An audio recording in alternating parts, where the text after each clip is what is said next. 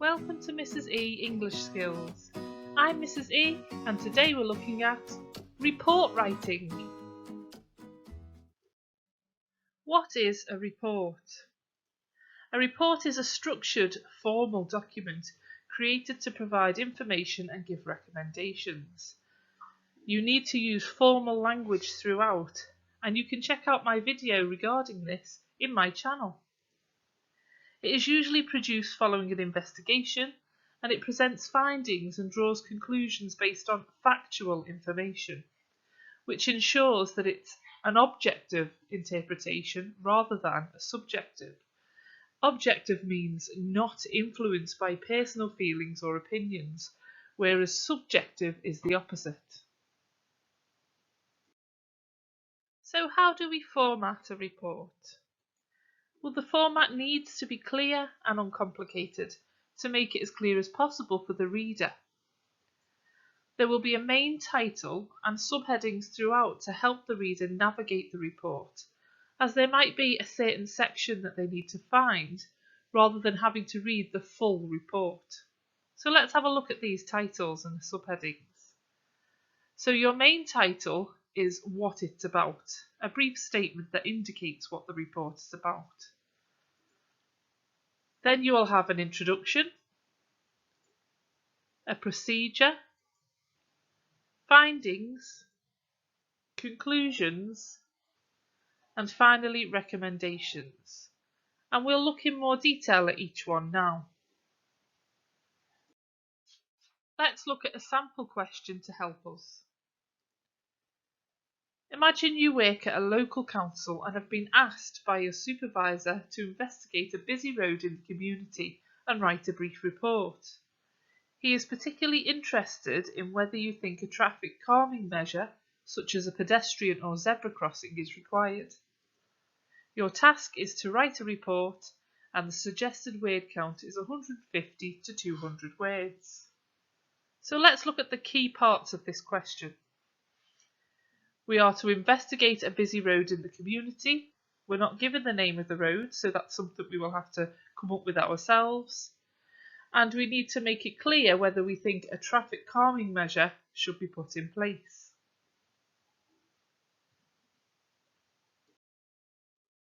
So the first thing you need is to give the report a title. This is a brief statement of what the report is about, as I said before. So an example for our report could be Traffic Calming Requirements for Church Road. Next, we need an introduction. This is a brief background as to why you are writing the report. So, for our question, we could put something along the lines of, there are concerns regarding the safety of Church Road. This report will examine whether a traffic calming measure should be put in place. I'm just giving brief examples, but yours may be more extended in your exam in order to meet the word count. You've noticed I've written the word introduction and underlined it because I need my subtitle above each section in my report. Then you need a procedure. So this is where you outline where you got your information for the report. So an example in our report, again we would write procedure and underline this. Information was compiled by, and then I've put a colon, and a colon tells us I'm going to tell you now, or such as, rather than writing such as, we could put a colon.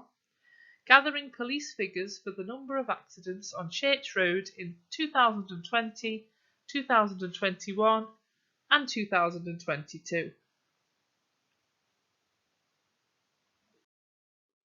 So then we need to put our findings, which is where we outline the facts or evidence you have found in your procedure. Facts must be presented in an ordered and logical way, so we can make use of organisational features here. So our example is findings and then underline. It was found that, and then I'll start my bullet points. In 2020, 14 pedestrians were injured on Church Road. In 2021, 24 pedestrians were injured on Church Road. In 2022, 2 people were killed and 33 pedestrians injured on Church Road. And then although no data has been compiled since, complaints and accidents are still occurring. You'll notice I don't start to evaluate my findings within the findings section. This is what we do in the next section. So then we need a conclusion. And as I've just said, this should follow logically from the findings, and it should evaluate, which just means use evidence to form an idea, and summarise, give a brief statement of the points, your findings. So for our report we could write conclusion and then underline. In the years between 2020 and 2022, the number of pedestrians being injured on Church Road has risen, and indications demonstrate that this is continuing.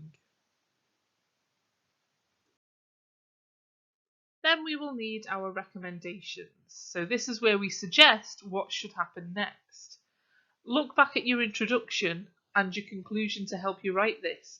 As in your introduction, you stated why you were writing the report, and in our introduction we said we needed to find out whether a traffic calming measure should be put in place.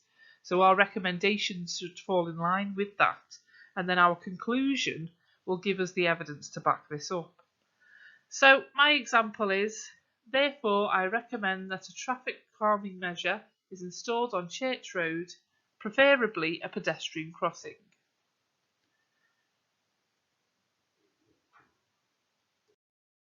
Finally, to end our report, we should end with our name and/or our organisation's name, and make sure that we sign it and put the date that you signed.